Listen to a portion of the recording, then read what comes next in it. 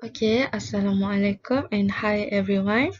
Okay, today we will continue on our chapter 2, which is return and risk for portfolio theory and the capital asset pricing model. So let me start. Okay, for contents of chapter 2, last class we already covered 2 out of 4, and today we will try to finish up the third subtopic, which is the efficient frontiers or efficient set. So I hope everyone have do some revision before you watch my lecture videos. So let me start. Okay, actually we have go through two subtopics. For this subtopic is related to the portfolio last class. So I hope that all of you have list out the formula for individual and portfolios so that you can refer apa yang I dah suruh you buat in the last class, which is you can come up or you can keluarkan the formula so that nanti bila you nak buat exercise, you only refer the formula yang you dah buat dalam kertas kosong tu. Okay, dalam efficient frontiers, we will learn in two, which is the efficient set for two assets and the efficient set for many securities. Okay, so let's we go on the efficient set for two risky asset. So sebelum ni kita dah buat latihan untuk company super dan slow. If you can refresh back, what is 60% and 40% adalah dia punya weightage yang kita dah buat dalam last class. Weightage yang diberikan. Okay, this one juga kenapa dia different? If you present this one 50, this one 50, and this one 10%, this one 90%, this one 90%, and this one 10%, and this one 100% and 0%. Okay, ini adalah beza sebab dia mengikut. For example, kalau kita nak invest, tak tahu dekat company slow atau super. So, kita akan letak kita punya investment sebanyak 50% and 50%. Itu adalah weightage. So, weightage ni based on the individual itself. Kalau dia rasa dia nak letak kat company super banyak, dia akan letak banyak. Tapi kalau dia rasa dia nak letak dekat slow banyak, dia akan letak dekat slow banyak. This is based on, kalau kita jawab soalan nanti, dia akan dah bagi dalam soalan. Berapa weightage yang diberikan? Okay, so untuk expected return, kita dah kira last class, which is this one untuk super akan dapat 17.5% and untuk slow akan dapat 5.5%. Untuk standard deviation ataupun kita boleh tahu classify dia sebagai risk sebanyak 25.86%, this one 11.5%. So, untuk kira portfolio pula, ini saya dah terangkan last class apa tu portfolio. So then if you terlupa apa tu portfolio, you may refer saya punya lecture videos on the part 1 and then you check with this video. So macam mana untuk kira portfolio? This one is the formula and then you kena masukkan semua detail ataupun you kena masukkan apa info-info berkaitan dalam formula. So that kalau untuk super, you will get super dan slow, dia punya return, expected return, you will get 12.7%. And kalau untuk risk yang diorang terpaksa hadapi, 15.44%, which means portfolio kalau satu individu ada dua investment. Satu dekat company slow, satu dekat super. So, portfolio ni merangkumi kedua-dua aset yang seorang individu tu ada. Jadi, this one cases is the case of super and slow. So, macam mana kita nak tahu kata dua risky asset ni efficient ke tak? Okay, based on this diagram. So, apa yang dimaksud dengan this diagram? Okay, actually, daripada info yang kita boleh dapat, kita boleh merangkumi ataupun kita boleh keluarkan dalam graf ni. First, yang you perlu tahu adalah the graph itself. Okay, apa maksud R di sini adalah expected return. Sini adalah risk.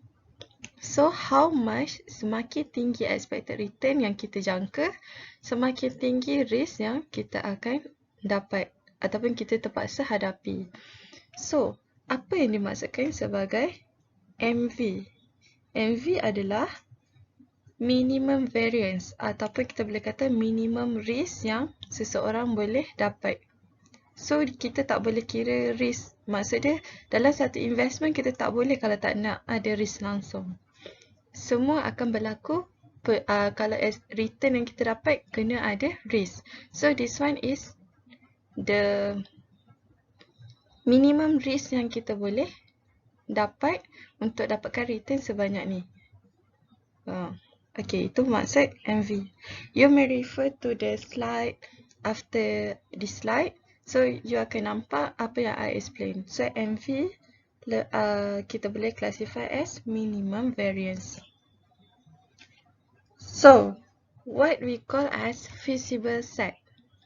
Feasible set ni adalah set daripada slow ke super. Maksudnya curve daripada slow ke super ni kita panggil dia sebagai feasible set.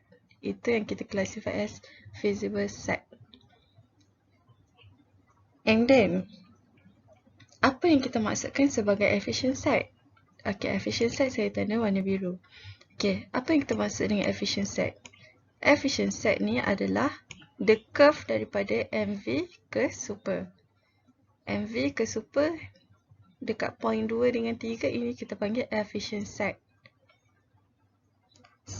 And all portfolios are efficient on the efficient set. Maksudnya kalau contoh investor tu dia nak expected return dia dekat sini. Maksudnya dekat point 2 ni. Maksudnya dia dekat efficient set.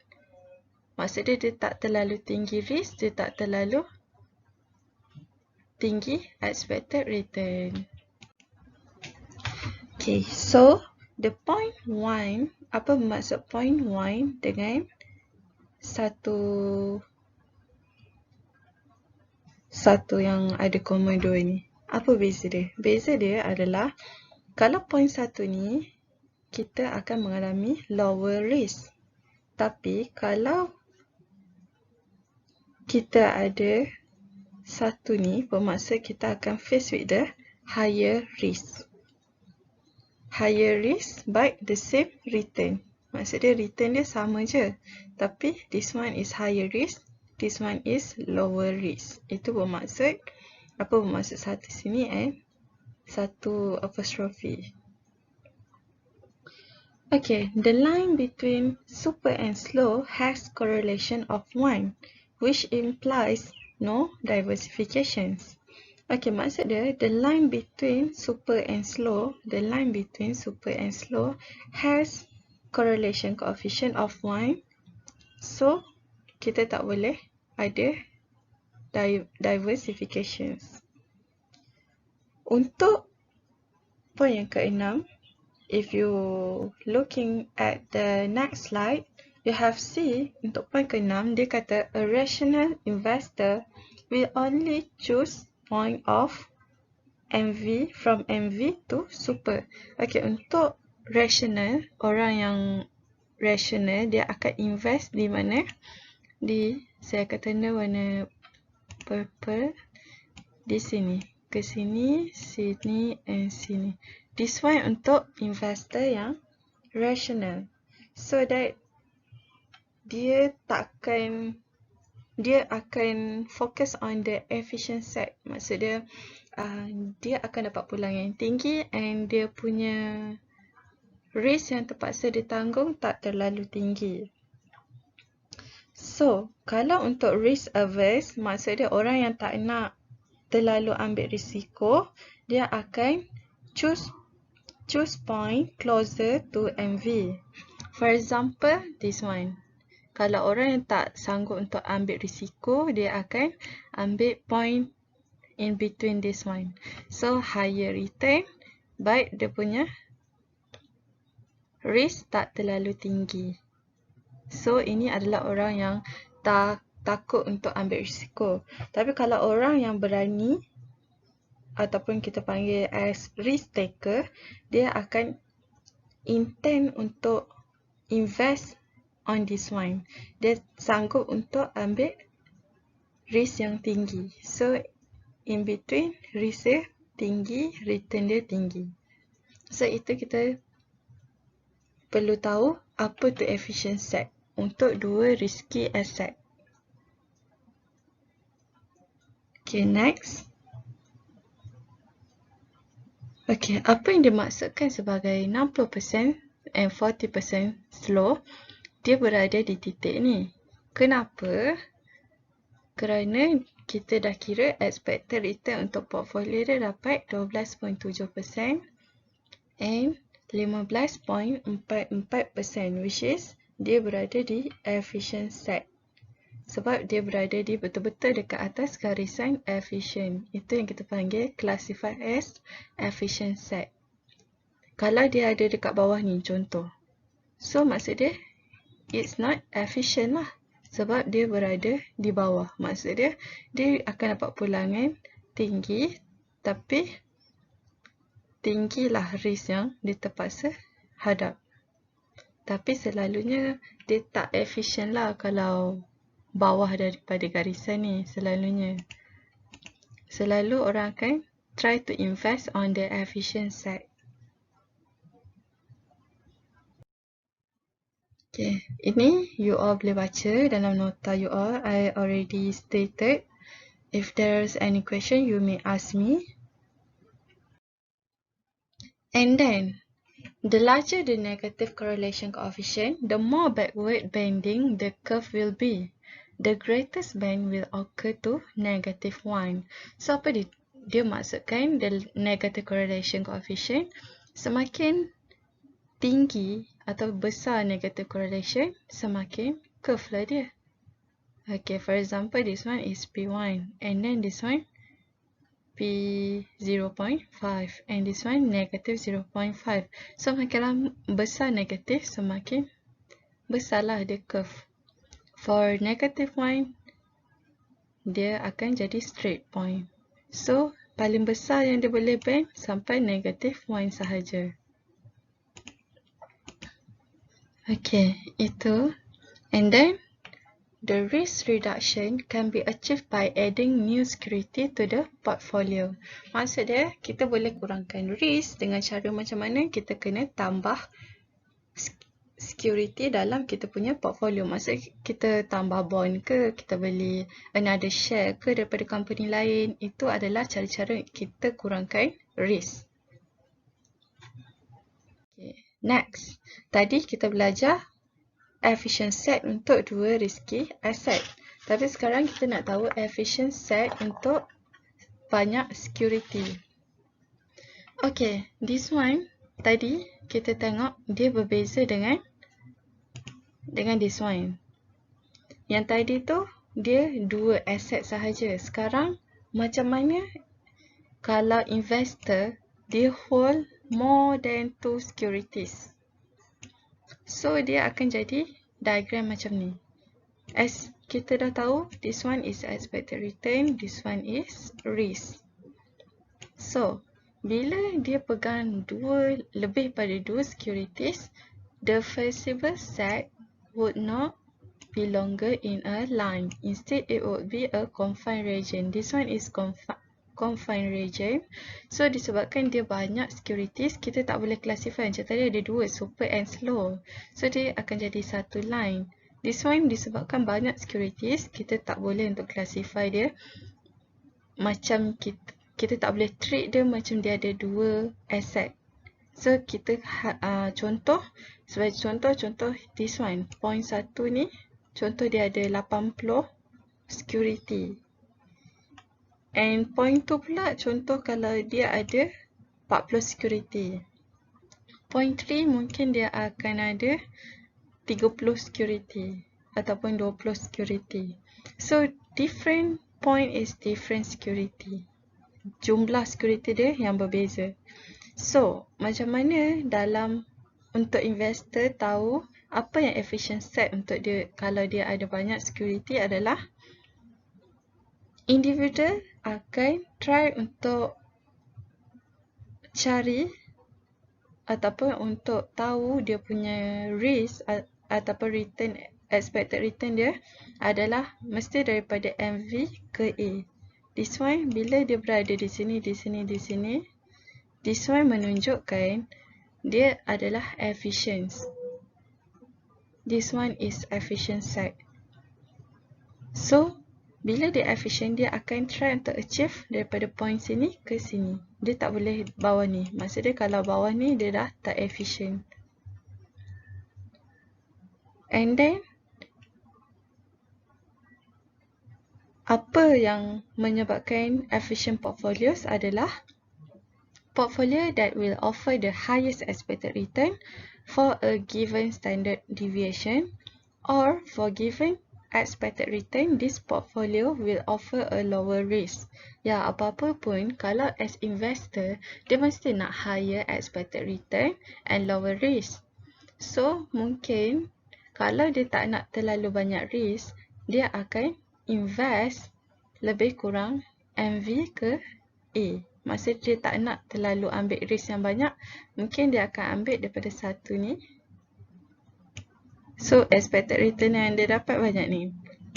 So, this one, the risk tak terlalu tinggi and expected return juga medium expected return, medium risk. So, apa-apa kalau you just ingat kalau untuk efficient side, dia tak nak letak risk yang terlalu tinggi. Tapi dia nak expected return dia tu yang dia dapat tinggi. Itu adalah apa yang efficient set yang kita boleh belajar dalam efficient set. Okay, so next. Okay, this one I already try to explain to you before. And you may refer, you tengok graph and then you try to relate with this information so that you will be more understand. And the last one is portfolio risk as a function of the number of stock in the portfolio. Okay, sebelum ni kita ada belajar in our last class, there are two type of risk, which is systematic risk and unsystematic risk. Kalau systematic adalah benda yang kita tak boleh nak control. Contoh dia currency of money. So benda tu kita tak boleh nak kawal sebab dia adalah benda-benda di luar jangkaan. Tiba-tiba hari ni harga mata wang jatuh, esok tiba-tiba naik. So kita benda tu tak boleh nak expect. So kita tak boleh nak control systematic risk. Tapi kalau unsystematic, kita boleh control ataupun kita boleh reduce. Contohnya, kalau unsystematic risk lebih kepada business risk. Business risk tu contoh kalau dalam company tu tak boleh nak survive ataupun tak boleh nak going concern. Dia dah tak boleh nak teruskan bisnes dia. And then dia menghadapi loss. And kita ada share dekat company tu. Jadi, apa cara yang kita boleh buat? Kita boleh invest dekat company lain. So that bila kita punya share dalam company satu tu loss, kita boleh cover dengan share-share yang lain. So maksudnya kita boleh diversify. Kita boleh try untuk gantikan kita punya risk tu dengan cara tambah security lain ke. Itu bermaksud dalam unsystematic risk. So, apa yang kita belajar sekarang dalam large portfolio, kan portfolio dia pegang banyak security.